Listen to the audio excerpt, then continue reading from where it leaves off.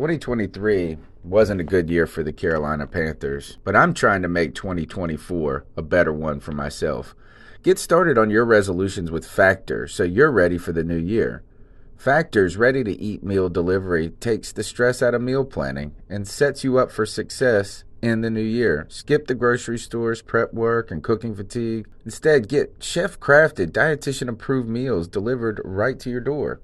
With over 35 meals to choose from per week, including keto options, calorie smart, vegan plus veggie, and more, plus over 55 weekly add-ons, you'll have a ton of nutritious and flavorful options to kickstart your resolutions. Skip that overpriced takeout trap. Factor is cheaper and way more delicious than takeout.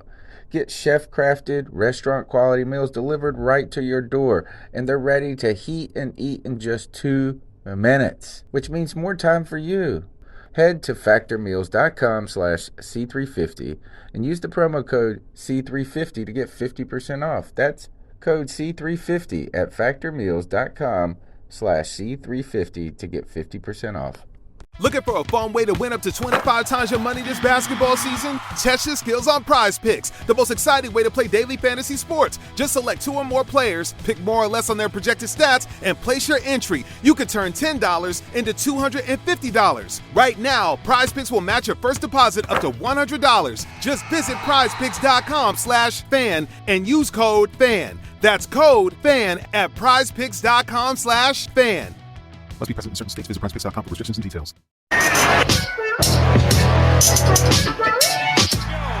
out.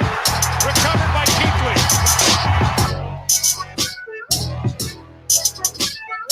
Right side. So busted through. Back to the tackle. Shaq Thompson for a 3-yard loss. Shaq busted through. My goodness. When you put and what we see is long-term offense coming to fruition because Cam is actually a pocket quarterback. Who knew? Oh my goodness. Tackle for Henry. Busting through at the 30, 35, 40. Quick race down the right side. Here he goes at the 50, 40, to the Miami 30, 20, at the 10. A swipe with the ankles. They can't get him. Touchdown, Christian McCaffrey. They can't get him. They can't get him. They can't get him. But you can catch us, the C3 Panthers podcast, the longest running Panthers podcast, every Tuesday night, 9 p.m., chopping up the latest Panthers news and opinions. Boy, I'm excited because tonight we get to talk about men in underwear. Combine the underwear Olympics with hopes and dreams. And you have the C3 Panthers podcast episode 19.5 here with Cody Lashney to chop up franchise tags, the combine, all our hopes and dreams. Cody, are you hopeful, my friend? I'm hopeful, man. Nothing gets my gears going like muscled up men, young men in their underwear running 40-yard dashes, baby. I'm ready to go. I'm ready to talk football with my family in the YouTube chat. Tony Dunn, I know Joe Riolano, that freaking Puerto Rican, will be joining us later on in the show. Ain't nothing to it but to do it, man. Let's get it. Big shout out to the fans in the YouTube chat. Underground West, Brad, Tin Tizzy. I know Tin Tizzy, he's back behind the scenes seeing how the sausage is made back there. Chris Cole, man, guys, we are so happy to have a good chat room here driving the discussion. Go ahead. Smash that thumbs up button. Subscribe to the show. If you're listening on iTunes, TuneIn, Stitcher, TuneIn Radio, whatever you listen to on your podcast, go ahead and rate, review, subscribe. Tell one friend about the show. It really makes a big difference. We have been doing some big numbers in the offseason. It shows how Carolina Panther fans are excited about this upcoming season and really how great of a fan base you are and we are. We're glad to have you along for the ride. Look, tonight is a lot of talk about the combine, obviously, but Cody, news flying off the presses today. The franchise tag, the last opportunity teams had to keep a player that they knew they could not afford. And I think the franchise tag has been developed in a way that was meant to give teams who are going to lose a player an opportunity for a couple more months to negotiate with them and potentially reach an agreement. Maybe if those negotiations spilled into another season, that they would be able to do something. But right now, the franchise tag is turned into a thing is like this is, hey, we're just going to keep an elite player for one more year and then let him walk. There were a lot of signings today, but the news, I think, is the Patriots against that grain saying they will not franchise tag anybody. I don't know how they do this, man. The Patriots, they're in the Super Bowl every damn year, and they just let their premium talent walk out the door. We've previewed Trey Flowers and Trent Brown on this very show as potential free agent pickups for the Panthers. I mean, listen, man, this is huge news. The Panthers right now have around $17 million in salary cap money right now, which isn't a ton of money, but it's at least something to sign one power player in the offseason. And, man, if Trey Flowers doesn't just fit us perfect, man, I don't know who does, man. Either him or Trent Brown would be huge additions to this football team right now, put us in a position to not have to reach for a specific player at a certain position in the draft. This would be huge, man. It would be absolutely huge. Leave it to the Patriots, man. Dude, Belichick is swimming in compensatory draft picks, man. Swimming in them, dude. I don't know how they do it. Well, I think this might be the year that it's the mistake for the Patriots. The Patriots have gotten away with this because of Tom Brady and Bill Belichick together. That's really how they've gotten away with this. Now, Tom Brady has really showed the signs of age. I mean, look, is that he is not the Tom Brady that he has been. It's just that simple. He is not that guy that we know. And what I mean by that, too, is that maybe makes the importance. He's always had a good line. So you cannot take away the something that you always gave him in the moment that he's starting to diminish. So I think that the Brown kid is the way that I think that's the mistake. He's 26 years old. He's played at an elite level, or I think he's 26. He's younger, right? I think that he is a monster. I think that's the mistake. I think I understand the other ways they've always said, hey, let's not let one guy sink the ship on a contract. But they have extended some guys in the past. I am really shocked that they didn't go one more year with the left tackle, Tom Brady, in his final season, and then blow it up.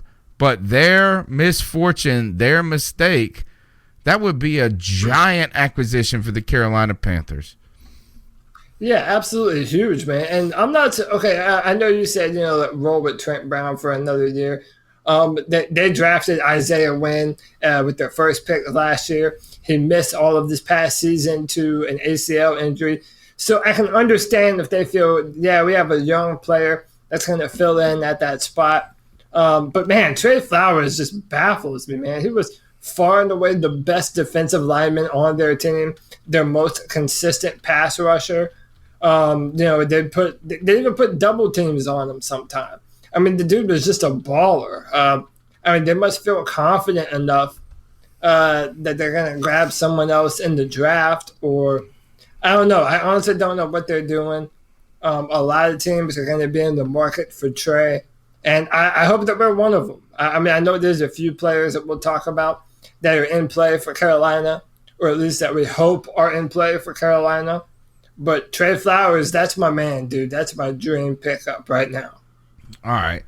So the Patriots are teasing us with two giant players. Look, you will hear Panther fans say, we can't afford this. We can't afford this. We don't have any cap space. We don't have any cap space.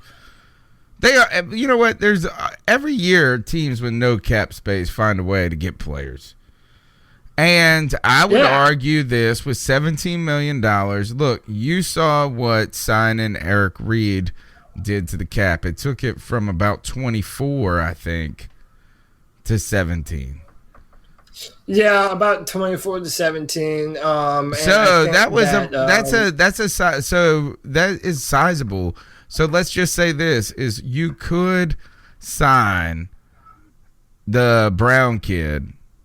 You could sign him and you could structure the contract to where the first year was slightly easy on the salary part. They divide up the guaranteed money evenly. So say you signed him to a 5-year deal and you gave him a bunch of money even, and you had to say allocate $10 million this year to it. You could make it so that the salary part kind of catches up a little bit later, particularly when Matt Khalil's contract comes off the books next year. So it's doable, but it's not going to be easy on the cap, is what I'm trying to say.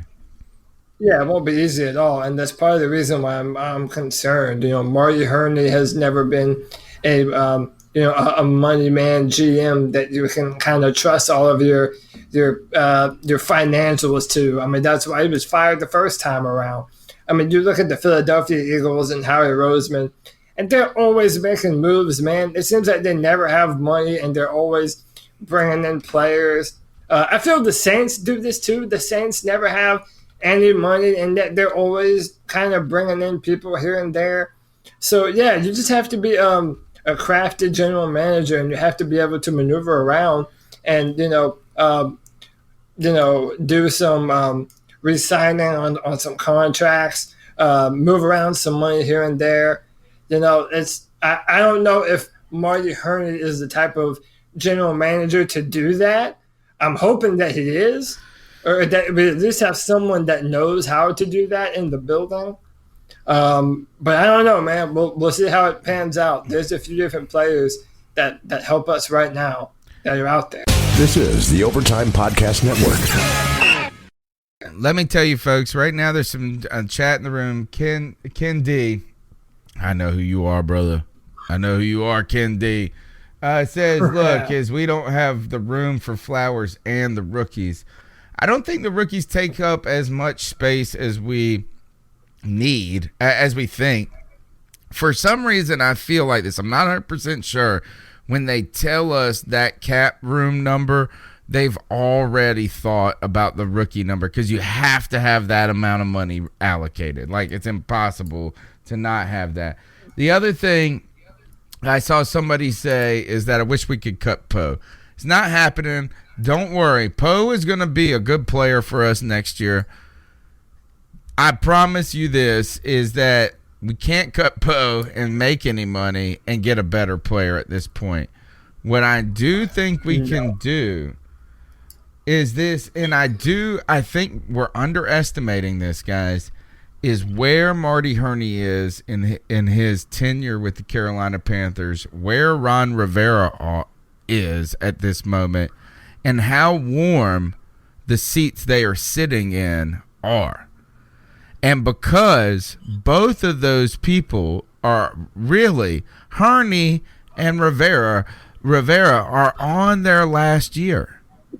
This is very simple. It's either boom, it's either take home the prize or both of you are gone. I promise you that. And if Rivera survives, it will be the most wonderful thing I've ever seen. But there's no way Herney survives a bad season after this year. And I believe because of that, Herney will not play it safe. He's going to make a splash. It might not be the biggest player in free agency, but my thoughts are that the Panthers will be more active. They will get one guy that is a bigger name than we expected. That's my thoughts on that. I wish I shared your optimism, dude. I really wish I did. I mean, listen, I'm generally an optimistic guy on a lot of things, man. I don't know. Until I see otherwise, I just don't know that I trust this regime, man. Even when I see some of the players that we met with at the Combine, we still have room to meet more players, have official visits, have them come to Charlotte. But even when I look at some of the players that we met with, it's like, I don't know. How did you miss on not talking to this person and this person? Some primary players that could benefit our team right now. I don't know, man. I have a doubt in my mind about Ron Rivera and Marty Herney's ability to evaluate talent to a certain degree. I don't know, man. I hope I'm wrong. I hope that you're right on this. I hope that I'm proven to be wrong on. If you knew that your position, I just don't trust him. if you knew your position was on the line, what is the incentive in playing the long game? What is the incentive in playing for building long-term success? If I'm a GM that wants to live one more year, I'm only as good as the team I field this year. Screw it. Yeah. Let's go ahead and play like we are playing to win, even if it's not the right move. That's my thought. If I'm Marty Herney there, is I can't sit back and just say to Tepper that give me 5 years and things are going to be all right. You have to make at least some visual moves for a new owner. Maybe that's bringing in offensive linemen. Maybe that's signing someone bigger in free agency than expected and then pushing your chips on 3 linemen in a row. If I was Herney, that's what I would do. I would go get Trey Flowers and then I would draft 3 offensive linemen back to back and say, I'm not mad. This is what we're trying to do. That's what I would do if I was Herney. But what I'm asking every single person is, why would Herney play it conservative this year if his job is 100% on the line? It doesn't make any sense to me. Protect Cam Newton, push all in. I don't even think it makes sense to draft for the future and go and get a quarterback. I would not draft a backup quarterback. I would say that's the next GM's fucking problem. That's what I would say. Well, I mean, also, I feel like it's not necessarily that you're wrong that Marty Herney would do that. I don't know that they're the guys to pick the right players, man. I don't know. Listen, he's been picking people all damn day. His problem is he signed people to you know what? Marty Herney has been actually a good GM for the Carolina Panthers. He got pressured by Jerry Richardson to sign his boys. Jerry Richardson forced him to pay both D'Angelo Williams and Jonathan Stewart. He did miss. He had a bad 08, 09, 10, that era. He was bad at drafting. He had some mistakes there. But overall, he has been a pretty darn good GM. And arguably, look, he had a good year on short notice for the Panthers last year. So if he can come in there and draft right now and bring us some players, what he has not done is take an aggressive step in free agency ever in his career that we know of. That has not been what he's been able to do. But I think the hot seat's there. I think you got to do that. And to show that maybe Marty Herney is growing, look, Devin Funchess has said that he will not be a Panther anymore. And Kuntz, if you follow, what's Kuntz on Twitter? Kuntz is, I'll look up his Twitter handle. He's amazing. He always funny on Twitter. He always likes to troll people and be like, breaking news, Panthers signed Funchess to 5-year deal, right? But Devin Funchess has announced that he will not be a Carolina Panther, and that only supports good decision-making going forward. Devin Funchess not a Panther. Everyone is not shocked. No one's shocked at all. And, you know, I love the move because I want Curtis Samuel to have more of a role on this team. And I feel when you don't have a Devin Funchess on the team, that leaves a position for Curtis Samuel to be able to step up and fill. Maybe drafting a player that's, you know, another big body receiver. You can bring someone in to do that. I mean, Devin Funchess had a bad year. This was his year to prove that he was worth a brand new contract for the Carolina Panthers, and he went to his hometown of Detroit and just bombed it, man, just dropping passes left and right. It just wasn't a good move, you know. Josh from Mass says we're done funching around. Thank God. And I think though, Funch's lack of success is less of a referendum on Funchess and more a referendum on Dave Gettleman. Honestly, we traded up. I'm still mad about that. We traded up for Funchess. We gave a 3rd and a 6th for him. And then we gave him the keys to the car the whole time. It wasn't that Funchess that I wanted to cheer against the guy. It's just we did give a lot for him. The time is done. He's been a less successful player than Brandon LaFell was, who, by the way, was drafted by Marty Herney.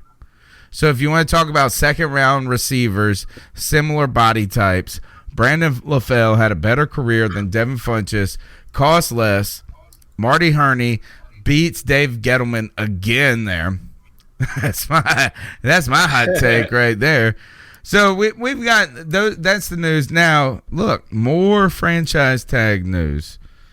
The Kansas City Chiefs franchise tagged D Ford, a guy that we've previewed on the show, Cody, that you believe could be a good, maybe a addition to this Panthers team in need of a pass rush. The thoughts out there are that the Kansas City Chiefs don't necessarily want to keep D Ford. They have a lot of problems. They have a defense that isn't that good. They've got a decent defensive line. They've got Justin Houston, who's aging and who has a giant contract. They've got to shed some money on defense. Some thoughts that D Ford could be traded. Yeah, so apparently the Kansas City Chiefs are shopping around D Ford. They don't mind having him on the roster for another year, but the Chiefs are the trade market is open. And they're wanting to see what they might be able to get for him. And that's another player that we have previewed on this very show. And, you know, I am of the mindset that D Ford will play in whatever front you want him to, an even front or an odd front. They want him probably to go to a 3-4 team. But I think if you're looking at us, he has a history playing with his hand in the dirt. When he was back at Auburn, he was a great pass rusher there. He just started to turn it on late in his career, kicked the tires on D Ford, and you can put him in a 3-4 front. I like that move for us. It'd be worth a 2nd-round pick. That's what they're saying. It would be worth. So it's basically it would fill a need for us right now to put him on the team. That way you're not having to rush and fill in for a defensive lineman sometime in the draft, or maybe it puts you in a position to grab one in the later rounds. I do think D Ford would help us out a lot. What do you think? So, well, you know, I don't know. Is that I've wondered if D Ford was, because he's a smaller guy, right? I feel like he's thinner. Like he probably like 260. Shorter, yeah. But that's what a defensive end is. Like they're around. Man. I think in a 4-3 we need a bigger guy that can swim and move fast. I think that's maybe. Look, is that we have 265 to 275 is normally around a defensive end. Is he there? But we need to look it up if he's there. I would not like. Here's my idea, is I'm a little concerned about pairing two. We already got Mario Addison, and we need him for another year. We need him to play another year. Whether or not, we're not benching him. If we won't bench fucking Amini Silatulu or, you know what I'm saying? Like, we are not benching Mario Addison. Not that he's a bad player, but we need someone better than Mario Addison. That's my point. So I do think that I would like to pair somebody who is a little bit bigger than what I think D Ford is. I could be wrong. Now, I think he would cost a little bit more coming off of the successful season he had than he may be worth slightly. Now, some names floating around there in the chat room right now. Robert Quinn. That's a realistic option right there, I think. You might be able to get a player who is pretty good, to be honest. That might not be that. Look, D Ford has not proven he's much better than Robert Quinn, to be honest. I mean, maybe not much. I think D Ford has only had this year. He has only had 1 year. He's been hurt the whole time. Yeah, but does Robert Quinn strike fear into your heart? I mean, I don't think D Ford does either. Yeah, I mean, and these are the semantics that you have to go back and forth with. I mean, but the money difference is what I'm saying. Is I think D Ford will cost significantly more than Robert Quinn. That's what I think, and I don't know if his play is guaranteed to be significantly better. Like, I wouldn't mind if we got Robert Quinn and then went heavy on defensive end in the draft and said you're a 1 year stopgap. That type of idea. Now, the other option, too, is what about the kid? Is it Fowler? Fowler. Yeah, from that went from Jacksonville to Dante Fowler. Yeah. He went to the Rams. Now, there's another player. Well, he's another undersized guy. He's a bit smaller. He's like 250. Is it? All right. Well, how much does D Ford weigh? I'm looking it up right now. Yeah, I want to say he's like 6'2", 260 or 265 or something like that. And he's 243. He's listed at 243. Who, Fowler or Ford? Ford. I mean, and listen, this is another thing. People on Twitter are He's 6'2". Oh, all right. It's 6'2", 252. See, that's too skinny for us. Too little for us. I mean, I don't know, man. Mario Addison isn't a big pass rusher, and I can say that he's been our most consistent. But we can't have two of them. We can't have two of those guys. We can't duplicate that weakness and strength. I mean, to me, it's all about the talent, man. If you're able to do what we're asking you to do, I have no problem with it. It's do they fit? I don't know, man. I don't trust Google. They're saying Dante Fowler is 267 pounds. He's like 6'5". That makes no sense. Telling you, all right. I don't know. All right, here, look, I'll look it up right here. Here's Pro Football Reference, which I do think they're pretty good. They're just like an aggregator. Fowler. So they say that D Ford is 252. How do you spell Dante? It is Dante. Dante Fowler Jr. Dante. Yep. I would have thought it was D. They have him listed at. All right, so that he's listed as 255, 6'3", 255 on Pro Football Reference. It's all about your pass rush ability. So they're like both the same guy. They're both the same guy. Yeah, they're around the same. Yeah. All right.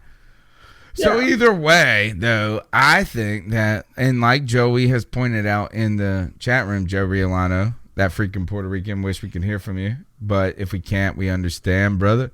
The idea here is he said, look, is that Robert Quinn may be a sort of homecoming. He's from the Charlotte area. I mean, from the Charleston area. Interesting tidbit there. I did not know that. I mean, I'm less in favor of homecomings and more in favor of whooping some ass. So whoever does that, whatever. You love Clemson. You want every Clemson player to be drafted by the Carolina Panthers. You're a homer more than. No, I don't want Vic Beasley from the Falcons. If he was on the market, I wouldn't want him on the team. I don't think he's a consistent pass rusher, man. I just want badasses, man. I don't think that's too much to ask for, dude. I want badasses. I want a dominant pass rush that we had in 2013. Whoever does that, that's the dude I'm all in on. If that's Robert Quinn, sign me up. All right, Cody. Cody, go ahead and refresh your browser. You're breaking up a little bit right now. We're going to move on now to another Panther-related subject. This is the Overtime Podcast Network. Inadvertently related to the Carolina Panthers, but David Gettleman today announced that Landon Collins, a 3-time Pro Bowler at safety, strong safety position, that he's entering the 5th year of his deal, or in the 5th year of his deal. They will not franchise tag Landon Collins, a safety that Mel Mayock back in the day truly wanted to pick. He was banging the desk for the Carolina Panthers to pick him. And then I think we picked Kelvin Benjamin that year. I believe that was the case.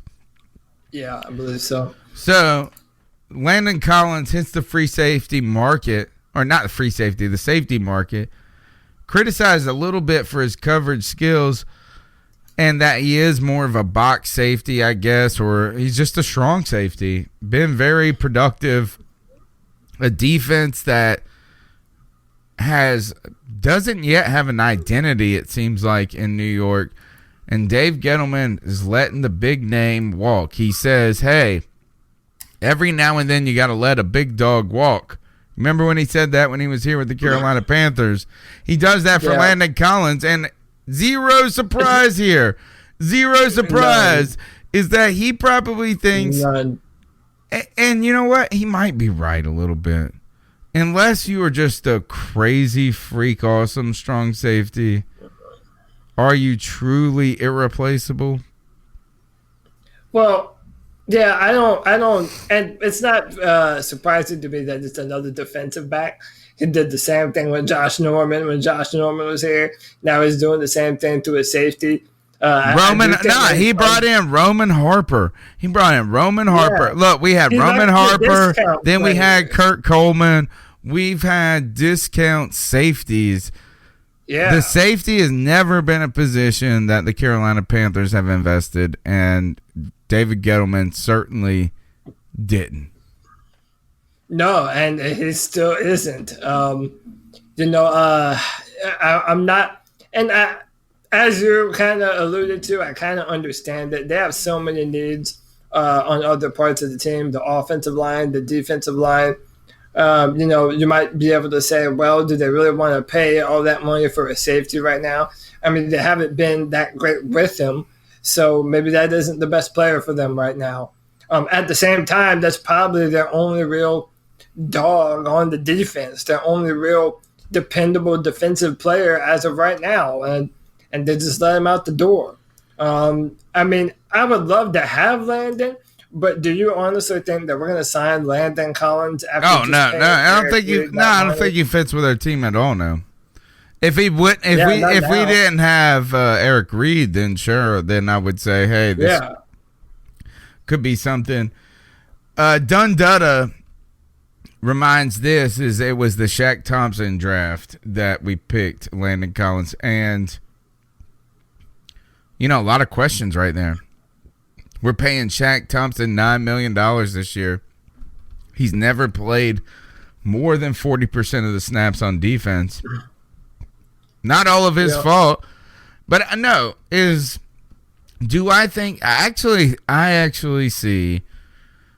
understand what Dave Gettleman's doing here. I get it. And look, it sucks for Landon Collins. But look, he's letting Landon Collins walk into a free agent market that has Earl Thomas, who is better, right? It's like Ken D says, you can't replace Earl Thomas, right? And yeah, he is that one freak. That's the one player. It's kind of like the Honey Badger. Though him and the Honey Badger are like these two phenoms. The Honey Badger, though, is on. Look, you got Earl Thomas, you got the Honey Badger. There's a safety market that's going crazy. If you franchise tag Landon Collins, you're paying a lot of money for him. Yes, you get him, but you're paying an average right there. Dave Gettleman's going to go to the Dollar Tree and buy Kurt Coleman. That's who. You know what? Dave Gettleman's about to go get Kurt Coleman, who just got cut from the Saints. Probably, yeah. That's a good move. Or not necessarily a good move, but that's a David Gettleman move. He likes to shop at the dollar store when it comes to defensive backs. And he always there used to be those Gettleman-isms that he would talk about when it comes to the draft. Never shop hungry, and that's exactly what we did after we got rid of Josh Norman, drafting 3. He shopped hungry. He shopped hungry. I know. And I love going to the grocery store and shopping hungry. It is the most bizarre, wonderful experience you ever get. Look, you're listening to the C3 Panthers podcast. Man, the conversation in the YouTube chat room is phenomenal. There are over 40 people watching right now, which is amazing on Tuesday night in the off season. Guys, 22 thumbs up right now. So turn your phones to portrait mode. Smash the thumbs up button. If you're listening on Facebook, Periscope, just share the show with one friend. Every Tuesday night we get up here and we try to hang out and talk Carolina Panthers football like it would be. My goal is to replicate a conversation of us in a car riding to a game, shooting the shit about the latest Panthers news. And right now, Cody, while we've been looking at all of these discussions about particularly say these defensive ends, somebody in the chat room said this, and I think it's like y'all throwing contracts out like crazy, right? And every time it does sound like here we want to sign. When you message Joey in the chat, and we just have a text message group going. And you messaged Joey and you said, hey, they're not tagging Brown or Flowers. Joey said, get them both. Right? That's what we want and that's what we need. It may not be realistic. We understand that. But looking this, as Joey brought up this in our discussion, the need for a center.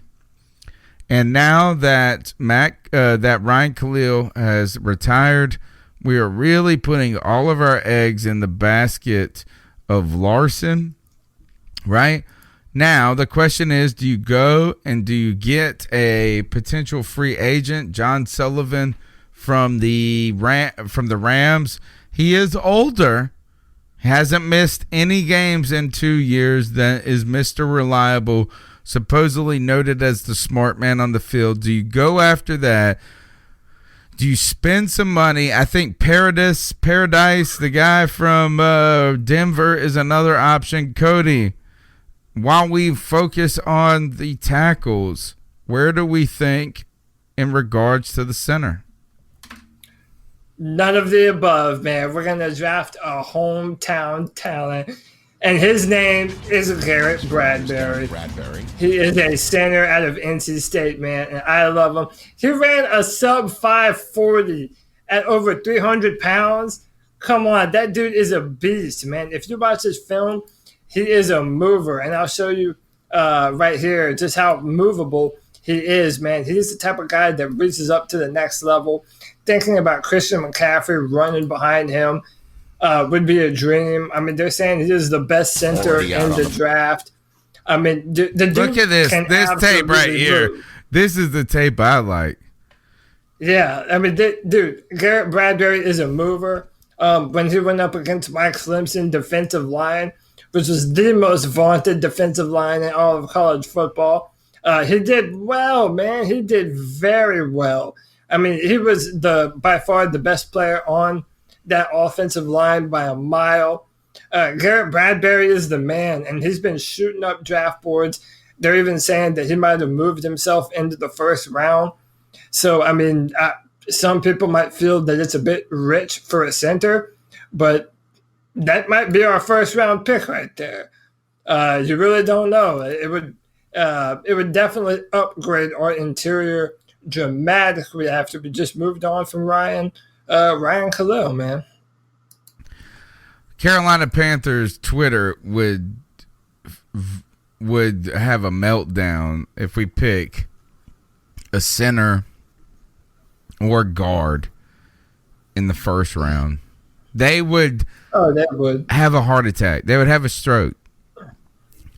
And while in the immediate moment it would feel like that, it may be more wonderful than you think.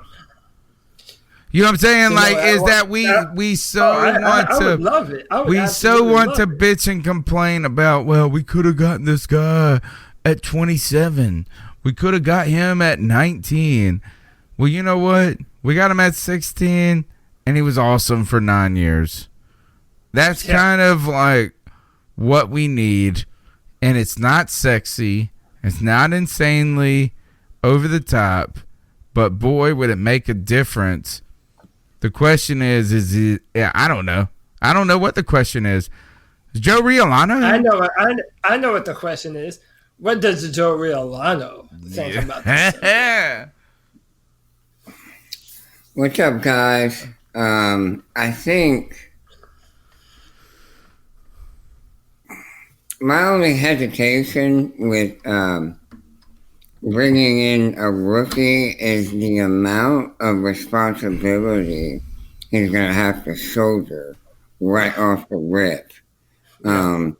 With the offensive line calls and, just knowing the defensive fronts and being able to make the right reads. That's tough. Joey, could he, and maybe Cody needs to jump in this too, could he start at left guard and then move and have basically where you start Moten, Turner, Larson at center, the new kid at guard, and then whoever you're putting on left tackle, we don't know yet. But and then with the idea of next year being the starting center. Maybe so. I just feel that Bradbury is such a good center that even though he might be able to play at the guard position, it would almost kind of be a waste of talent to play him somewhere other than center, just because he is so good at it. And part of what the center has to be able to do is call out protections and be able to pinpoint things of where the linebackers are. And, there's a different skill set involved in playing a center that you don't see from other positions on the line. And if you have a player that's damn good at doing that, well, then let him do that. Tyler Larson might be all right for the team right now, but he's not a first-round draft pick. But he doesn't have the potential that Bradbury does. But what Joey is bringing into the question is an experience thing, not whether he can or can't do it. Hey, that's why I was thinking, let's bring in a young free agent, somebody who's been in the trenches, who has started for 2 or 3 or 4 years. And there's only one name on the list, Joe. Not saying to not draft a center, but let's maybe do it later. Not in the first round. That's all I was thinking. If that's the case, though, if that's what you do, you have to. You're gonna get Matt Paradise. I hope it is 28 from the Broncos. He's 28 years old. He's gonna bring in tremendous money. The other names are Mitch Morse from the Chiefs, John Halapio from the Giants. There are B.J. Finney from the Steelers. For me, I have some concerns about some of these guys. Are they that good in some ways? Coming from really bad offensive lines, you got to worry about how much. I would just wonder how much money you've got to spend. John Sullivan is another name from the Los Angeles Rams, who they will not be extending the contract. But I do believe Joey's got an excellent point here, is that while a center would be a lifetime investment, are we ready to make the short-term investment? And like I've been bringing up this whole podcast, is Marty Herney willing to bet his career on a long-term investment? I mean, why not? I mean, you said it earlier. It kind of has to, right? I mean, if we're all under the mindset that, hey, him and Ron have one more year to figure this shit out before Tepper gives them their walking papers. Can't draft a center. I don't know, man. Listen, it's so played out, but honestly, you really do sometimes have to go BPA, and that's best player available. I mean, you made the point. If okay, let's say you drafted Bradbury, and he's our center for the next 10 years. I mean, is that a wasted pick? I mean, that doesn't seem like one. That doesn't seem like one to me. I mean, and it's not wasted, but do you find that? Impact. Do you get the return? Do you get the return immediately? How about this? Let's ask this question: Jonah Williams and Bradbury, they're both on the board. What do you do? Oh, Lord. You have to go tackle, I think. You think so, Joe? I think so. You should find someone who gets excited about you the way Joe Thomas gets excited about Jonah Williams. Oh, kick slide. The Holy Grail. Got a nice stance. Oh, beautiful. I love Joe Thomas. Beautiful. Joe Thomas is so awesome. Listen, Jonah Williams, he's my favorite player as an offensive tackle in the draft. And everyone's saying, hey, you move him inside the guard. We have a position of need there as well. I do not trust Van Roten as our starting left guard going into next year. I don't know that anyone does, but listen, man, the dude is a left tackle. Let him play left tackle. He was the best left tackle in football. Everyone's trying to talk about, oh, his arms are too short or they're this and that. Dude, his arms are the same size as a Joe Thomas, a Taylor Lewan, a Joe Staley for the 49ers. I mean, it's a non-issue, man. Jonah is an awesome player. And another comparison that they were making was to Joe Thomas himself. And it's not a bad comparison when you look at their film and their body type and what they do. Here, you mentioned number Dude, 7. if we can find a left tackle that is anything... looks very similar, but look at this passer right here. Look at the anchor right here, the hands inside. Right, good technique right there. Some might call it clinic work. Well, let's look at JT over here. All right, bringing sexy back. All right, maybe a little bit of a chip, maybe just some presence. But look at that, nearly identical, man. Right there. But if Joe Thomas ended up being if Jonah Williams ended up being our Joe Thomas, come on, man. It just seems to me every year it's always a speed rusher, an edge rusher off the edge that blows up Cam Newton, that gives him the biggest hit of the season. And it's always an edge rusher that does it. So to have a career left tackle next to Cam Newton, I mean, that's what I want the most. You can't put a value on that. Yeah, I believe if you have a chance to get a guy that could be anything like Joe Thomas was, you take him, because that is one you can.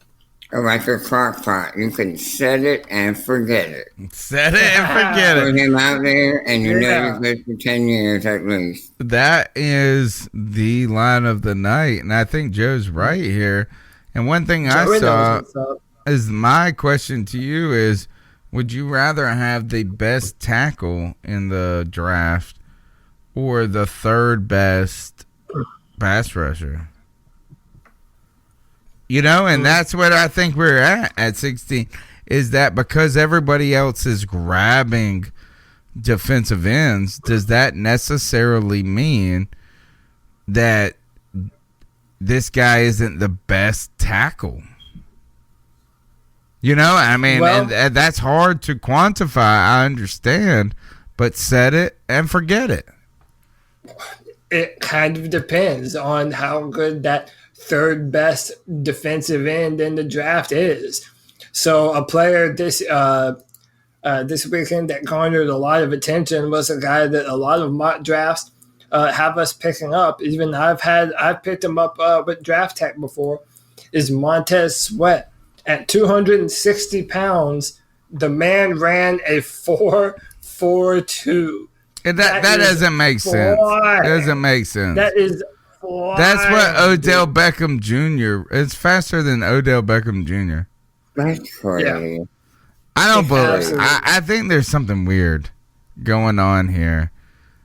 But do you think, let me ask you this, Cody, can you be overawed by that 40?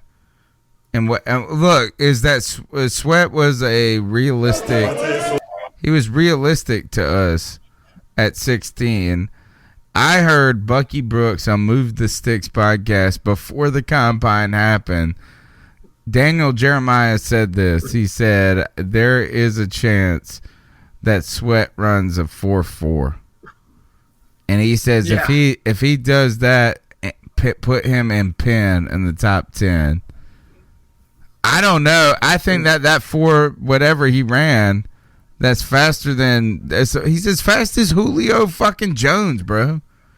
Yeah. What is that? I almost want to say this. Can we move you to tight end? I don't know. Listen, we need to play both sides of the ball. I don't know what to do. That's too fast. I don't understand these numbers. But this is what I'll say, though. To Montez Sweat's credit, is he the most agile? So, yeah, moving in a straight line, the dude's a baller. And he's also really, really strong. And I've even shown his highlights from the combine. Not from the combine, from the Senior Bowl. And he was very, very good at the Senior Bowl, too. To his credit, the man had over 10 sacks in the SEC. Okay, now everyone pretty much says that the SEC is the best conference in all of college football. So all of his production came against the best offensive line talent that college football pretty much has to offer. I do think there's a lot of upside to him. I'm kind of with Tony in that he might not be the player that you want him to be year one, but over the long term, yeah, there is a lot of upside on Montez Sweat, and he really is a player that could ultimately end up being a very good player for us. Those numbers are Julius Peppers numbers, Joey. Absolutely. Joey, what do you do when you have a player like that? How can he not be top 10 is what I'm saying. Is that... I think... I don't even understand. I think there's too much potential there for him to not be. What you see on film, and then when you see what he did at the combine, somebody in the top 10 needs some help on the defense, and he's going to seem like an answer. So he will be gone. This is the Overtime Podcast Network. Question to you. If Sweat is there, Jonah Williams is there, Joe, where do you go? I'm going offensive tackle all day. Wow, Cody. Cut from the same cloth. Would you pick Jonah Williams over Sweat now that you've been wowed that he can run as fast as Julio and your mama in a scooter? I would, man. And listen, I've said it once, I've said it before. 3 quarterbacks damn near died behind this offensive line, man. I'm tired of Cam Newton having to make magic every single play because it doesn't have a pocket to step up in, or there's always, is always having to move around and make plays where there isn't one. I want to invest premium talent in this offensive line. Now, I do want to put a reminder out there that the draft is more than the first round. Okay, we're going to have... No, it's not. I want to put a reminder out there. Look, Cody, hold up. I got to interrupt here. I want to put a reminder out here that the most important round is the first round because we're going to be here covering it live for like the 7th year. What we do, we have a draft party. And Cody was a part of it. Cody, you were a part of it last year, weren't you? Yeah, that was my first time on the show, man. That's my anniversary. So what we're going to have is a live draft party where we watch, commentate, bring in guests, and react to the first round of the draft. It's a fun time. It's an amazing time. And at the very least, you get to see us for 3 hours. And generally, I drink beer the whole time. So that's a sight in itself. Cody, take over now. Yeah, by the way, no, I just wanted to say while you're talking, this is Montez Sweat. absolutely bulldozing Titus Howard, who has been getting a lot of praise as a second-round pick and offensive tackle himself, just absolutely just deboing him. So Montez Sweat does have a lot of upside. Just because you're not a bendy athlete doesn't necessarily mean that you're doomed to fail. Cleveland Farrell, which is another guy, he's a Clemson guy, so I know me and Joey would love to have Farrell on our team. But he's another player that would be perfect for us. That poor isn't fella. Isn't necessarily, yeah. And then remember, he sets a physical edge too. So against the run, you're not getting by him because it uses that speed to effectiveness. He's a player, man. I would love to have him. For me, it's been a too often neglected position group on that offensive line. Cam Newton has never had a top shelf offensive line protecting him. And he's done some really amazing things with some really mediocre at best offensive line. If he could have an offensive line that actually gives him time, I want to see what he can do. Same here. And you know what, Joey? We know what he can do. Because the best offensive line he had was in 2015, and he was an MVP, man. Right. He was an MVP. We know who Cam Newton is. But give him the offensive line. Listen, if you put Cam Newton on the Pittsburgh Steelers with the roster that they've had, come on, dude. It's not even fair at that point. That's what I'm saying. I want to put premium talent around Cam Newton, because then if he has an offensive line and it has a pocket that he's able to step up into, then it really doesn't even matter who his receivers are. And look who we have now. Imagine McCaffrey, Curtis Samuel, DJ Moore. I mean, now we have the talent around him. Now he just has to have time to distribute the football. Yeah. That's why me and Joe are on this offensive line in the first round train, man. I'm all aboard.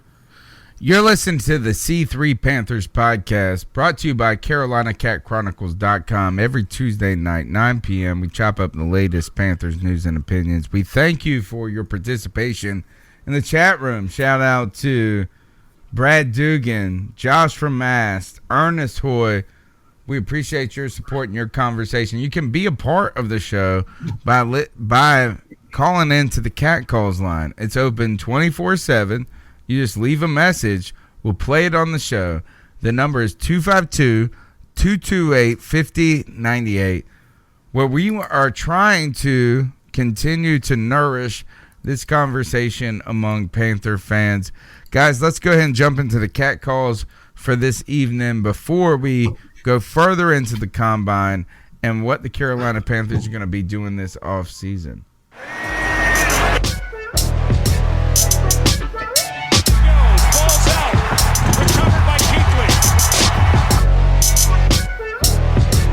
That's the wrong one, Tom.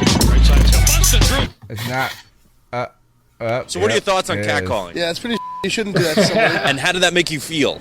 Very uncomfortable. I'm sitting here trying to make it work. How do you think catcalling makes the person Can you hear it? It feels good. Like, can you hear it?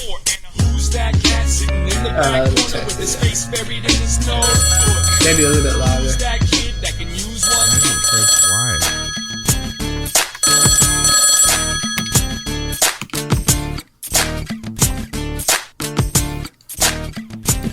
Hi guys, Richard London. Hi G. Hi Pete Coltrane. Hi everybody. Hi Why Tony. is it so quiet? Hold on.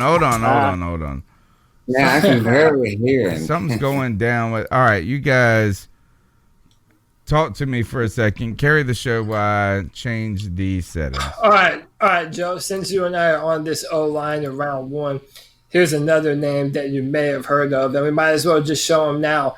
This is a guy that's getting a lot of love, and for my money, he's the most athletic offensive tackle in the whole draft. This is a man by the name of Andre Dillard. He is another guy that at 315 pounds ran under 5-second 40. I mean, the dude, under 5 seconds. The dude is a blazer. He's so fast. But I want to show you, man, if you're looking at film, I want to show you something that just knock your socks off, man. Look at the athleticism of Andre kicking back on this kick slide. Look at those feet, man. Moving. No one gets around someone that fast and that athletic. I'll try. All right, here we go. Look at this. Boom, boom, boom, boom, boom. He ran it for him, man. Yeah. Andre Dillard is a beast. I love Andre Dillard. For my money, he's the most athletic offensive tackle in the draft. He's the best pure pass protector in the draft. Man, Andre Dillard. How was he in the run game? So that's where they're knocking him, but he wasn't. So what are your thoughts on catcalling? Yeah, I mean, he moves shouldn't so do that to well. somebody. And how did that pulls down the field just fine? A lot of people have him as their number one. So what are your thoughts on? I mean, listen, for my money, I mean, is there stuff he has to get better on? Sure, I want him to be a little bit stronger. But even then, his film, you never see him beaten by a bull rush. So, I mean, there are things that he has to be better on. But yeah, for my money, him and Jonah Williams are probably the best pure offensive tackle in the draft. And he might be available right there, right where we pick. Is he able to get to the second level? Oh, he's so fast, Joe. He is the fastest, maybe one of the fastest offensive linemen I've ever seen in college. I've heard, guys, that Dillard has the best athletic profile of any of the offensive linemen this year. Like, and that is overall the most, like, so you draft him, he could be a tackle, he could be a guard, he can do anything. So, I mean, he helped his rankings in this combine for a guy that was already high on the list. And Cody, we have more to talk about with the combine to go, but let's see if this works this time. Catcalling. Yeah, it's pretty. You shouldn't do that to somebody. And how did that make you feel? Very uncomfortable. So how do you think catcalling makes the person feel? It feels good, like. Who's that cat sitting in the back corner with his face buried in his nose? Who's that kid that can use one?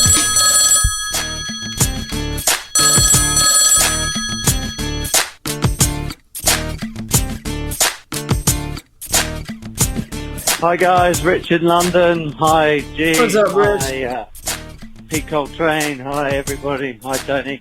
Hi Cody. Right, so the athletic testing's over.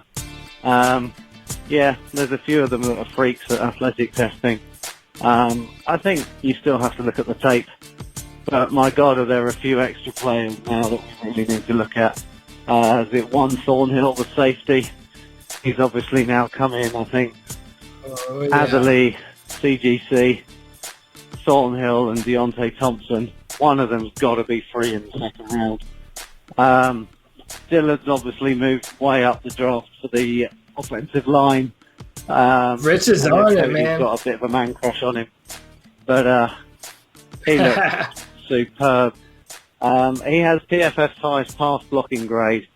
So anything other than Matt the Turnstile Khalil has got to be better at left tackle. Lots of rumours going on about Darrell Williams. Got absolutely no idea what's going on there. But we'll wait and see.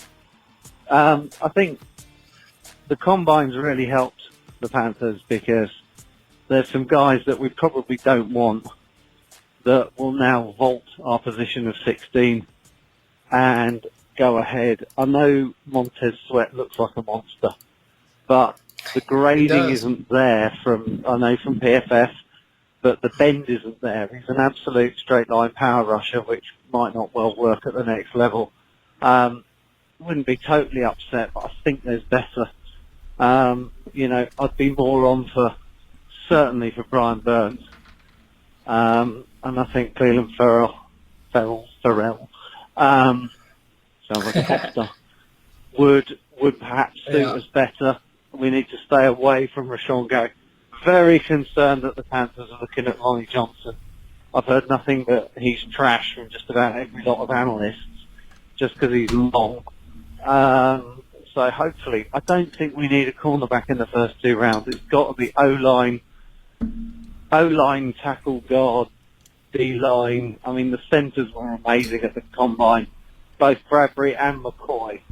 I would love to sell our pick at 16 to the Raiders and pick up one of their later firsts, or both of their firsts, or their first and their second, so that they can get a maximum value. This is my fantasy, is that they maximise their value to like 29, jump to 16, and give us 2 picks really close together, so we can pick up 3 people really quickly.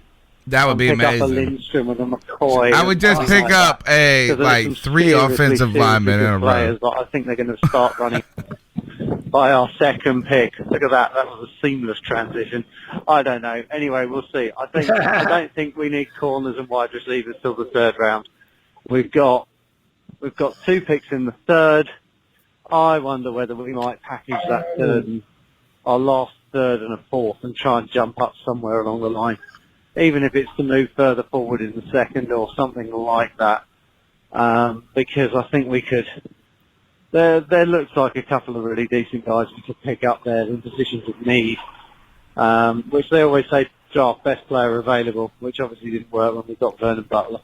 But we could do that. We could move forward. Package the 3rd and 4th. I caught that. I don't think we need masses. I know we need a lot of positions, but I think 2 decent players. Anyway, enough of that. There's only one free agent available, which is Trey Flowers. And I'm with Cody. I'd be all in on Trey Flowers. I think if we've got whatever we've got left and give it to him, if you did that, you could then go O-line in the 1st and get a safety in the 2nd. Anyway, right, enough prattling on. I don't know what you've talked about, so I'm going to be in bed when the show's on and I'll have to listen to you tomorrow. Anyway, take care, everyone. Keep pounding. Great call from Hey, Rich, Panther man. Podcast. Let me pause it. Let me pause it. Pause, G. Hold up, G. Hold up, G. There we go. Listen, me and Rich are buddy on Twitter. Man, we talk about draft stuff, everything. So he's kind of on my same wavelength too. You heard him say Eric McCoy. And that's another center that I think would be available for us in the 2nd round. So maybe if you did pass on a Garrett Bradbury, it makes it better if you take the center from Texas A&M in the draft. I would love that. But I did want to show you guys one of the people that he mentioned. He's a guy by the name of Juan Thornhill. He's the safety out of West Virginia. Juan Thornhill from the University of Virginia. Look how Another high. Senior Bowl guy. 44-inch vertical. That dude is insane. He had an 11.9 long jump. Wow. I mean, this dude has the athletic profile to be able to do everything that you want him to do at the next level. And if we're going to put Eric in the box, which is what we pretty much all want to do, you want a free safety that can roam the backfield and be able to come up and make a tackle when necessary. And, I mean, for my money, Thornhill does just that. All you have to do is look at some of his film. I mean, the man is a thumper. Juan Thornhill plays deep, and he comes down and just makes a beautiful tackle to stop the run. I mean, this is the type of player that plays sideline to sideline, always makes the quarterback think twice about where he is on the field. Juan Thornhill is, right now, he's my favorite pick in the 2nd round. I would love for us to have him. And he had a day at the combine. And, and Tony and I were talking about this. A free safety might have the most impact day one on the Panthers team next year. And that might be the dude. I do believe this is that if you drafted, say you were able to draft a elite tackle, the Jonah Williams in the 1st, there is at the same time the learning curve he is going to experience in the NFL. You see top 5 offensive tackles struggle in their first year. Maybe they're mediocre, right? But if this is the top talent and he's not even a top 5, I think of who the guy that the Falcons picked Hell, I think of Matt Khalil, and that there could be a learning curve. And so if they are not dominant from day one, you understand. But I believe that a rookie free safety has the ability to really make an impact in the game that takes an offensive lineman like a tackle or a defensive end time to learn the game. So while it may not be the best long-term pick in some cases, the immediate value you get by adding someone who is dominant beside Eric Reed could be really helpful. And then you add this. Imagine this dream scenario. You sign Trey Flowers. You trade back in the first. You get a guard. You get the guard and the center that you've been talking about. You get 3 back-to-back picks right there. Or hell, you just get the guard. Not the guard, the center. Who's the guy from State that everybody that you've been Bradbury, Garrett Bradbury. Yeah, you get him. You bring in Trey Flowers, maybe, or Jonah Williams all of a sudden, and then you add a balling ass free safety in the second. All of a sudden, that's an impact move right there. That's an impact year. That's a change the game type year. Absolutely, man. Absolutely. And then, if you now Trey Flowers, man, that would be the ultimate signing for us. Because then we can do what you said, man. We can grab an Andre Dillard. We can grab a Garrett Bradbury. We can let the board come to us. Amen. And, Thank you. That's what Dave Gettleman said, but never did. Yeah. And when they did, it wasn't the right pick. So yeah, I'm 100% that way. And maybe I even have some other clips on here from players that, I mean, my favorite picks in this draft, they're not even players that they're not even linemen, offensive linemen or defensive linemen. I just feel that we have such a need on the offensive line and for another edge rusher that those are the positions that we need to address first.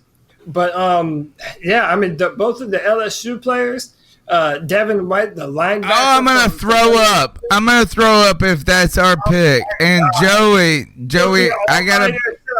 I have to go to Joey on this. Do you remember that year that we picked Luke Kuechly? Mm-hmm. We had John Beeson. We had Thomas Davis. And we were both. Joey was in love with a player. Do you remember who it was? And I followed suit. I felt rank and file with you. He's a cornerback. Oh, it was a defensive back, right? Yep. It was Maurice Claiborne. Oh, that's right. And we were like smitten with him. And then Marty Herney goes and picks a damn linebacker, and we're like, what the hell? I understand Luke Kuechly went and became amazeballs. But there's only so many Luke Kuechlys in the world. If we draft a freaking linebacker, oh my God, I'm going to go crazy. We're not drafting a linebacker. If we do, oh my God. I don't care if we draft one in the whole fucking draft, but in the first round, I'm going to lose my mind. We're definitely not doing it in the first round. I am going to lose my mind. You don't have to tell me, because I know where the needs of this team are. I'm just saying, if you put Devin White next to Luke, oh my God, dude, no team is ever going to run the football on us ever again, dude. Well, what the hell are we going to do with Shaq? If we do that, well, we better not pay him $9 million. We better not pay him. You better cut his ass tomorrow. Thanks, James Woodley, for your support of the C3 Panthers podcast. You're listening to the longest running Panthers podcast live every Tuesday night. Facebook, Periscope, YouTube, iTunes, TuneIn, Stitcher, wherever you get your podcast. Be sure to smash the thumbs up button. A ton of people watching. Come on, if you haven't smashed the thumbs up button on YouTube, I'm looking at 10 of y'all. I'm looking at y'all. Do you want to draft Devin White? Do you? You thumbs downers? Do you want a thumbs up to him? I would be. Come on, what do you do? All right, Cody, I understand. In theory, we do have to talk about this for one moment before we move on. You can't do that with Shaq Thompson on the freaking roster, can you? Listen, man, whatever, dude. I'm saying Devin White, I've looked at his film. I looked at what he does. I looked at his potential. The man at 237 pounds. At a lot, remember, this is a position where your 40 time matters, okay?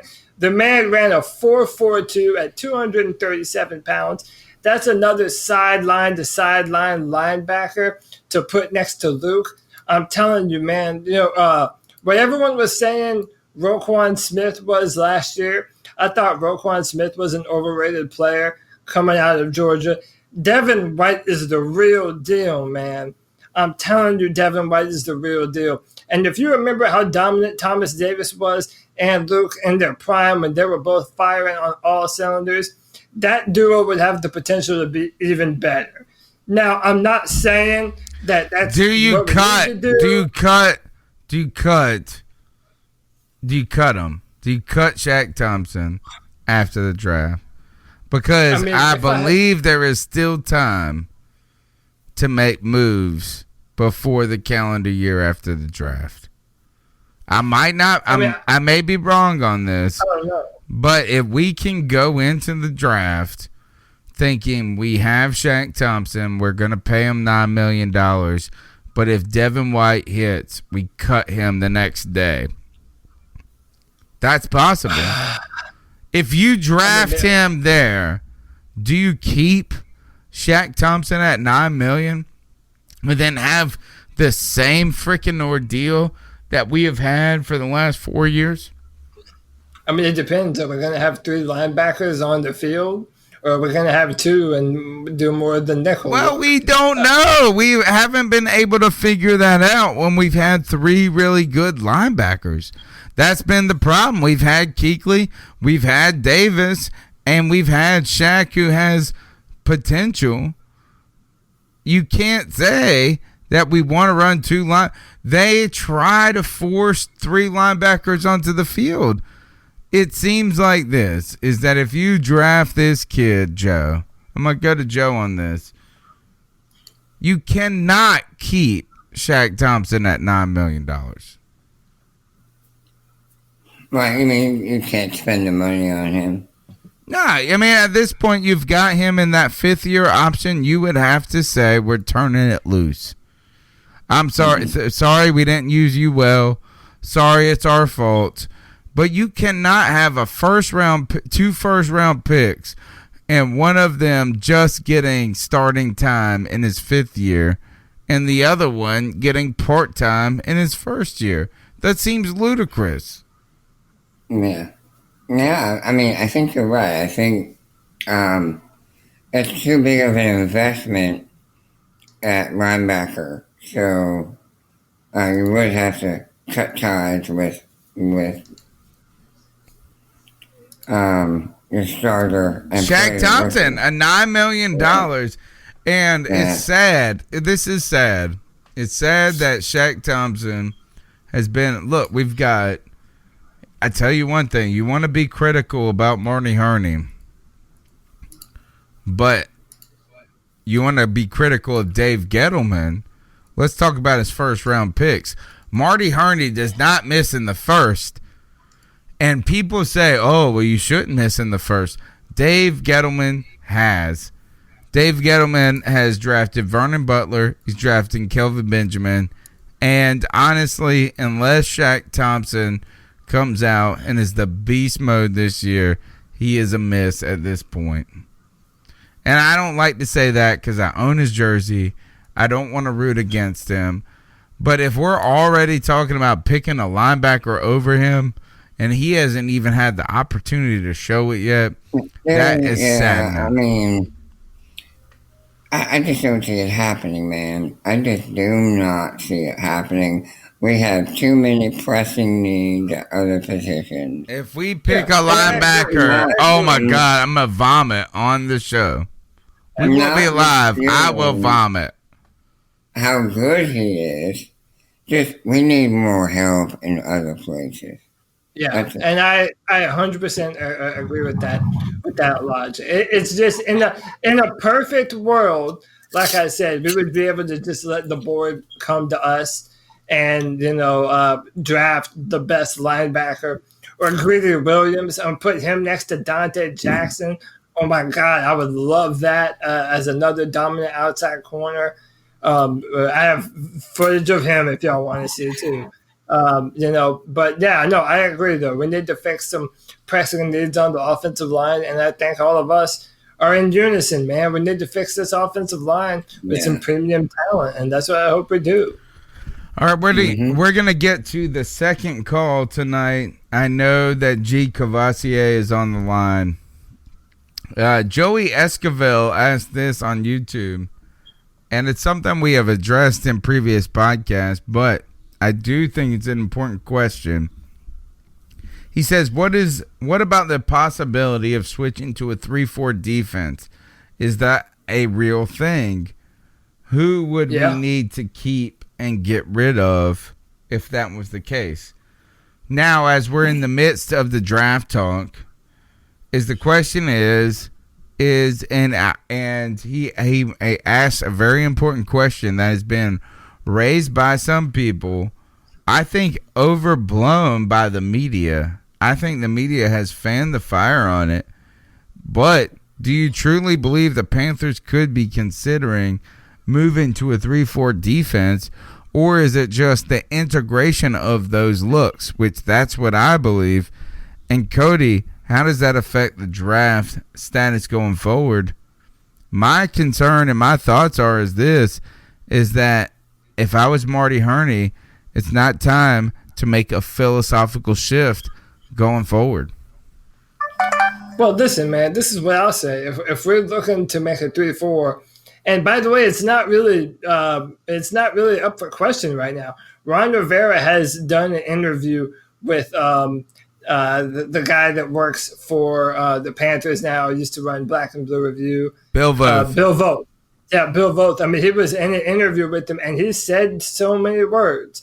He said that we're going to be looking at putting some 3-4 fronts out on the field. Now, he said it's not going to be our primary formation, but he wants to be able to have the versatility to show offensive lines and just the offense in general a different look. So how that changes us up is one of the best pass rushers in the draft, a guy from Florida State by the name of Brian Burns. He's an undersized defensive end, but man, he's productive. He has insane athletics, and I love him in that outside linebacker kind of role, but he put his hand in the dirt at Florida State. So that's a player that is very position versatile that we might be able to hit on in the first round that would be able to help us right now, no matter what front we're in. So Brian Burns is a name to look out for. Also, think about this. Mario Addison is an underweight defensive end. He used to be an outside linebacker. Dontari Poe used to be a straight-up nose tackle. So, I mean, that's what he's used to doing. So we already have a lot of the pieces in place to be able to make this happen. We just have to add some pieces in the draft that are going to be able to do that are position versatile. You're listening to the C3 Panthers podcast. I see you 44 people watching. Only 28 thumbs up on YouTube. 45. Oh, 45. Oh, yep. I saw it jump up. There you go. Come on, baby.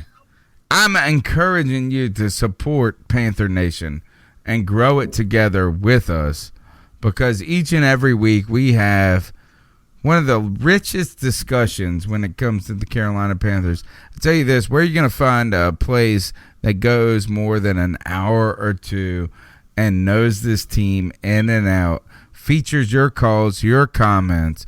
So All I'm asking is this, for your support, a subscription, a thumbs up, and to tell a friend about the show, because my friend G. Cavassier has got to tell us. He's got to tell us something. He called the Cat Calls line. The number's 252-228-5098. Hey, Panther Podcast, how y'all doing? This is G. Cavassier. It's going to be short and simple. I know y'all seen the Twitter feed, man. Eric Weddle, is a free agent. Damn it, if Carolina don't pull the trigger and try to get this damn dude, I wanted him once he left San Diego. If y'all remember, when he left San Diego, I wanted him to come to the Panthers then, for some way, somehow, David Tepper, do what you got to do, bring his ass to damn Carolina. If he don't come to Carolina, let's try to get Landon Collins out of New York. Either way, either Collins or Weddle would boost our daggone secondary so damn much. I swear it would. So you guys, give me your thought on that. Cody, I will say this, is that I think that Collins no longer is the guy since we signed Reed. Fit-wise and all of that. Now, Weddle could be a helpful addition. I don't know if we're ready to allocate that money at this point, and I would have been remarkably excited about that 3 years ago. Yeah, so, I mean, to what G was saying about Eric Weddle, I don't mind Eric Weddle, the player, but if we're cutting Thomas Davis and we're cutting these players that are older, it kind of seems redundant.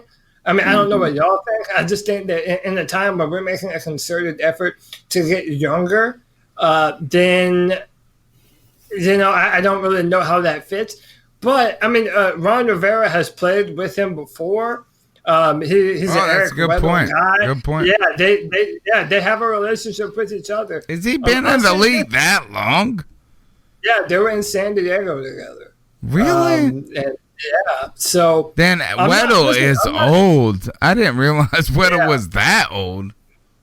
Yeah, I mean, listen, I don't know if he has some playing time left in. Look, I'll say this: if we sign Eric Weddle, I'm not mad at the pick.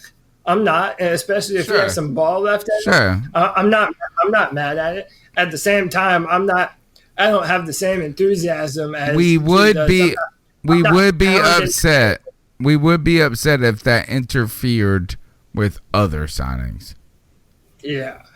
That's the thing. Yeah. Is that Weddle in a vacuum is no problem. Too old. Joey. That's it. Too old. And people going on name recognition, not thinking about playing ability or fit for the scheme.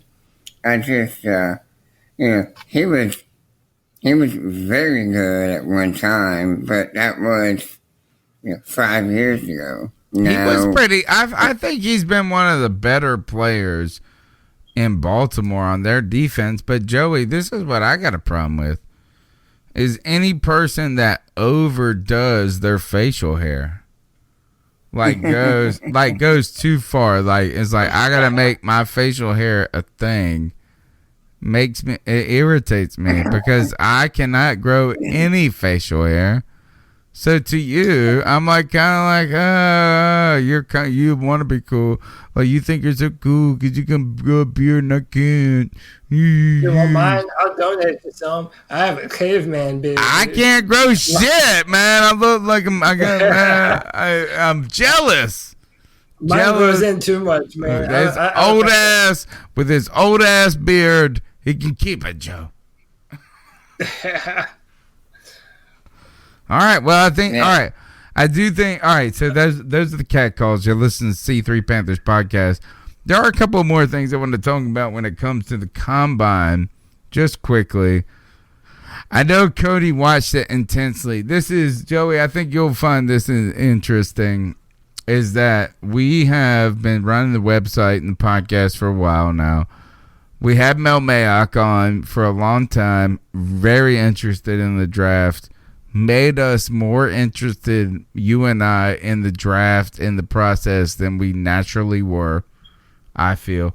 We published a draft guide. You know what I'm saying? Like I was editing all this crap I didn't know anything about, to be honest. I'm watching all of this, but and this was the first year I go on the radio with Clip. The very first year we did that, I went on the radio. He was like, "Man, you're really into this," and I was like, "Gosh, I'm not really, but I'm trying to be."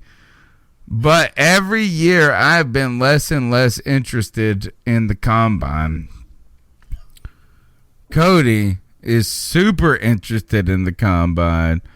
So we got to ask him this, is that as you watched all those men in underwear going, there's a lot of storylines coming out there. What are the major, what did you come away with that you want to talk about? And if it's DJ Metcalf, I'm going to go crazy. Well, it's DK Metcalf. See, I don't even know my man's name. That's fine. I'm not even interested. Yeah, I'm not even interested in him. Listen, at 228 pounds, 1.6% body fat, this dude ran a 4.33. Dude, are you insane, man? Listen, this dude that mug is on steroids. Not only is he on steroids, this dude is on every steroid that has ever crossed the Mexican border, dude. Every one of them, man. Listen. Do you have the picture of him with the other group of players?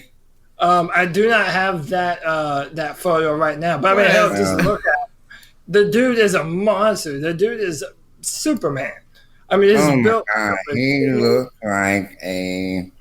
looks like he should be playing defensive end or outside linebacker. He is so big. Dude, Metcalf is a monster, dude. And a lot of people... 27 reps on the bench press? 27 reps on the bench press. That's like 5 more than your best offensive lineman. Jumped a... Pick your short arm ass. Pick your short arm ass, whatever his name was. And he can't... Yeah, dude, Jonah Williams did 23 on the bench press, and he's out here doing 27 of them. Oh, my God, dude. And then, everyone I'm telling you, man's on drugs. That's he's on all the drugs. I don't think you can do that. There's something going on there. And it's not Joey said there's something going on there. We don't know what it is. But my question to you on this, and I'll start with Cody and then I'll go to Joe, is that, like, yes, all of that, the 40 number, amazing. The size, insanity. I don't even want to go to the rabbit hole of it being like conspiracy and he's on drugs. Can we be overly wowed by a 40 number? I think Sammy Coates. I fell in love with Sammy Coates and that white kid that went to from West Virginia, went to Chicago. I just was starstruck and smitten by these guys. I feel like this is that if he was this badass, kind of would have little known about him more at this point. So Rex Smith says he looks like he's been on that prison workout regimen. That's 100% true. He's been on that D-block regime. Yeah, man. I mean, listen, he had a neck injury when he was in college, so he missed the back half of the season. Right. But yeah, he would mainly run hitches and curls and 9 routes and just haul ass up the field. Pretty much what Ted Glenn used to do for us. I mean, and if you're drafting him, you're not drafting Julio Jones. You're drafting Des Bryant.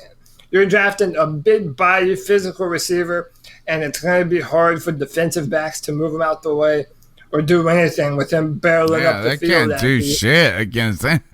Yeah, I mean, you're just. I mean, in theory, that's the perfect wide receiver for a healthy Cam. It's like a Michael Irvin. All downfield, yeah. Megatron is another name I've heard, but he was a far more versatile wide receiver than Yeah, and Megatron caught everything like in his district. Yeah. AJ was the man. But I don't know. I mean, maybe in a different universe, I don't mind that pick for the Panthers, but certainly not right now. Does that help the Panthers, though? A guy like him crawling up the boards even more. Absolutely. Absolutely. And then they're even talking about Kyler Murray, that even though the Cardinals just drafted Josh Rosen, they might take Kyler Murray with the number 1 pick in the draft. So anytime you have a scenario like that happening, that's pushing players down towards where we draft. I mean, that's a perfect scenario for us. So, yeah, is it Metcalf or Montez Sweat? It doesn't matter. It's pushing better players down to where we pick. So it's not a bad thing for that to happen. All right, Cody, you watched this combine more closely than I did, and I'm betting more closely than both Joe and I did. You tell us, what are your takeaways overall? What stands out in relationship to the Carolina Panthers on your mind after watching 4 days of people doing exercise drills? So my takeaway from this past weekend of the Combine is, in a year where the Panthers need defensive line help and offensive line help, there could not be a better draft for it, man. You're talking about players through rounds 1, 2, and 3. Like, I'm talking to you all about the more well-known players, but there are players I've never even mentioned before that might be day 2 or day 3 prospects for us that are in contention to help this team. I mean, there are players for us to be able to bolster both sides of the football right now. Me and Joey are biased. All the Clemson defensive linemen I would love on our team, and not just because I'm a biased fan. They're awesome football players that would help us out. Offensive linemen on the interior, the exterior, centers. I mean, you name it, man. Build the trenches here in Carolina. And that's what we need to be focused on and doing moving into the draft. And I'm happy as hell, man. All right. Fantastic. All right. So we're expecting free agency on the horizon. We have talked about 1 week. Yeah, 1 week away, Joey. Joey, I will ask you this: do you expect the Panthers to be active in free agency? I do expect them to make a couple of moves. I do believe that they plan on using free agency to set up their draft. I think they're going to go into free agency knowing what pieces they would like to add, and then it's just being a matter of finding the right financial formula to get those pieces in place. Joey's echoing a comment made by Dave Gettleman in the past that he would say but never did, which is you use free agency to set up the draft, because while the mantra is best player available, at the same time you have needs. You have real holes. You have real opportunities to make yourself better in the draft. And free agency is a way to position yourself there. And if we could, that is what I want to see the Carolina Panthers do, is make a decisive move. It's not about money. It's about decision and direction going forward, and to set the tone of what we're trying to do rather than... Well, it's about money to some degree. Say that again? Then you have to be careful. Sure. But I would like to see the Panthers make a move that says it's a tone-setting thing.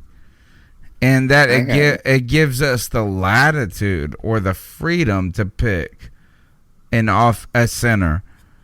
Here's the thing: is that if you pick a center in the first round pick, and you didn't go get a defensive end in free agency, we're gonna argue incessantly over. Yeah. But doesn't it give it a much more direction when you do that, and then you have used free agency to set that up, to make that possible, to get you that freedom? So that's where I'm at that. I hope you guys have enjoyed the show. We've got one more segment to do. We've got to do our Ice Up picks of the week. Who's ready to go first? Because I have been struggling. I'll let y'all. Joe. Go first. I am. Yes. Joe, the old hat comes in. No. I'm not quite there yet. Oh, he's not ready. All right. I will jump in. My old hat will jump in. Let me see. I've got to pick up. Who do I got to pick up? This cat. And this was mean. I felt like this. I got on Twitter. I said something mean to somebody. And his tweet was accurate. So supposedly now, Charlie Casserole. You guys call him Charlie Casarelli. I call him Charlie Casserole. Has said, I hate this dude. He used to be a GM of the Houston Texans. Supposedly, he is well thought of in the NFL world. But I hate Charlie Casserole because at one point, he said that the Carolina Panthers should draft Blaine Gabbert over Cam Newton. And every time they make a mock draft about him, or his draft, I go, hey, you asshole. You picked freaking Blaine Gabbert over Cam Newton. You're an idiot. You call for us to be smart. Well, there's another idiot when it comes to Twitter. His name is Matt Fromm. And Matt Fromm was actually technically right. He said this, that Charlie Casarelli has reported that Kyler Murray, what's his name? Kyler Murray? Kyler Murray. Yeah. Is not that intelligent. That he didn't do well in his interviews. And he said this. So the guy, Matt Fromm, on Twitter said that he said, look, is that Kyler, he might not be wrong, because Kyler Murray, he guessed, was scoring in the Wonderlic category between Tim Tebow and Cam Newton. That's where he was on their end, not on the Tony Romo or Aaron Rodgers side. So I responded to Mr. Matt Fromm, and that said, and my response to him, which is my Ice Up pick, was, Mr. Matt Fromm, you can Wonderlic Cam Newton's ass from his balls. And from being Fromm like your name. Because Tony Romo didn't do squat. Shut up and trying to bring Cam Newton into this conversation. Don't be a racist and trying to say Cam Newton's dumb. Lick his balls to his ass. Alright, so this is being recorded because our YouTube has crashed. As our chat it did. I don't even know if they caught the last part of that. But they're probably watching this on another in our YouTube video. But so listen, man. I mean, this Ice Up pick is named after the great Steve Smith telling people to ice up. Well, one of the people that Tony is a defender of, who I feel is a laughing stock, is Jason Witten. And I feel Jason Witten was absolutely terrible, and he was not good at his job. And you know what? He decided that he was heading back to the NFL. He's done commenting. He's done with people making fun of him on Monday Night Football. But you know what? In homage to Steve Smith, I'm not going to ice him up. I'm not going to ice up Jason Witten. I'm going to let Steve Smith ice up Jason Witten. I don't know. Jason Witten came back. Steve, any thoughts? You want the truth about that, or you want me to let that go? Oh, I want the truth. No, about you, not Witten. Oh, okay. No, I'm good. That's what he meant. Oh, okay. I thought Steve was telling me maybe there was a surprise coming our way no, here. there's not no surprise. I'm actually good on TV, so I'm just going to stay here. Damn. Rich Eisen stepped in and said, nah. Let's keep it clean. He knew Steve Smith was coming with the fire, man. Oh, man, but you could not stop it when Steve Smith is telling someone to ice up, son. So ice up, Jason Witten. And Steve Smith told you so himself. I'm pissed at I like Jason Witten. I enjoyed his commentary. It wasn't the best, but anyway, I guess that's neither here nor there. He's not there anymore. Tony likes him too. I think that we were too hard on him. That's what I think. I think everybody was a little too harsh on him. Go ahead, Joe. It's funny because my ice-up pick has something to do along those same lines, too. I'm icing up all the head honchos in the media that were trying to entice Greg Olsen to leave the Carolina Panthers and step into a position in the booth. Maybe even Witten's position. I really think Greg Olsen feels like he has something to prove, that he wants to go out on his own terms, and these guys from the media were really trying to bring him into retirement, and I'm glad he decided to come back for at least another year. I think it's good for Ian Thomas, and for the team as a whole. Do you believe it's that secure, Joe, still? That he's coming back? Yeah. Yes. Okay. I do. He said as much from what I understand. Yeah, well, I mean, of course, yeah, I agree. But at the same time, it's just so much. You got to wonder if ESPN throws. I feel like ESPN is going to blow up their whole thing. But I do agree. I think you're right. I think he's going to come back. I do think that. But I think he just wants to go out on his own terms. He doesn't want his last couple of years' memories to be of a broken bone in his foot. And he deserves it. He's earned the right to go out on his own terms. Absolutely. Just like Julius Peppers did, just like Ryan Khalil did. It may not have ended with the, walk off into the sunset Super Bowl, but, Greg Olsen gets to decide how he wants to go out. And I agree with you, Joe. I do think that he's going to come back to the Panthers. But whatever he decides to do, I will love Greg Olsen forever. I wish him the best no matter what he does. But I think that he wants to make another run with this team. So I do think that he'll be on the field.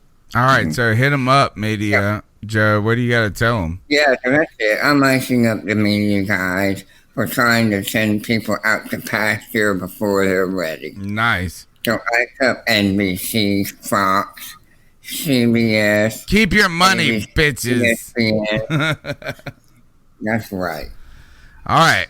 Well, you're listening to the C3 Panthers podcast, the longest running Panthers podcast in the history of Panthers podcasts.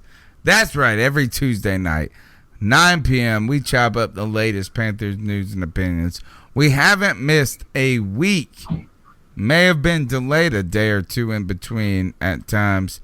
In 6 years now, folks, that's a big deal. And we only carve this time out because we have family, friends. Yeah, that's it. Your family and friends. And we talk about the Carolina Panthers in between. My name's Tony Dunn. You can follow me at cat_chronicles. Joe Riolano, that freaking Puerto Rican. You can follow him at, tell him, Joe. You can follow me at Joe Riolano. I am the freaking Puerto Rican, and I'm also the third half. Nice. My man, my best friend. He's my best friend. Joe Riolano is my best friend on the planet. Cody Lastney in here, bringing the heat every week. Thank you, brother. You are right in here. Yes, man. Tell them how they can find you on Twitter, and I know you are interested in that draft. At Cody Lax, CODYLAC. Listen, I am your own personal draft guru. You can ask me any question about any player at any time. If I don't know about the player, I will look him up. I will give you my honest assessment after I watch film. This is where I turn into Super Saiyan draft nerd at this time of year. Yeah. I'm into it. I love it. I'm so into it. And yeah, that's it, man. Oh, and tell us what's going down on Draft Tech. That's what I want to know. Yeah. So right now we're not doing comments because of free agency, because everything changes so much that we want to be able to change up the draft on a moment's notice and put out a brand new one. But still check out drafttech.com. Every Wednesday there's a brand new full 7-round mock draft. I am going to be writing comments for the first and the second round prospects from now leading up until the day of the draft. All my premium content will be there. I'm going to be writing some more scouting reports. That'll be on drafttech.com. That's drafttech.com. Check it out, man. Look, we're going to have a party. We're going to have a party when it comes to the draft. But until then, we have a party every Tuesday night, 9 p.m. My name's Tony Dunn. Follow me at cat_chronicles. And we're going to chop up the latest Panthers news and opinions based on your conversation. The number's 252-228-5098. That's the Cat Calls line. You can be a part of the show. And we want to hear from you. Until then, keep bounding. We'll see you next week.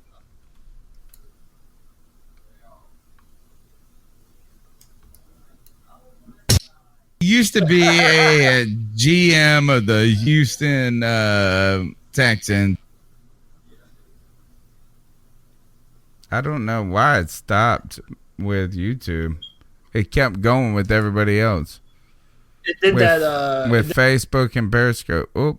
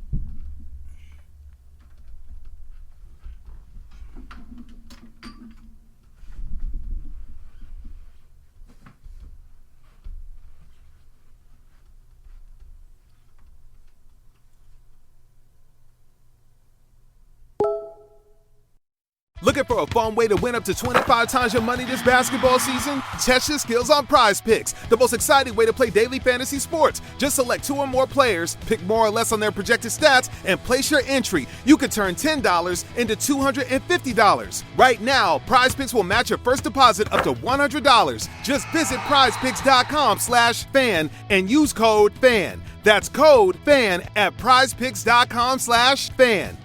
Must be present in certain states. Visit prizepicks.com for restrictions and details.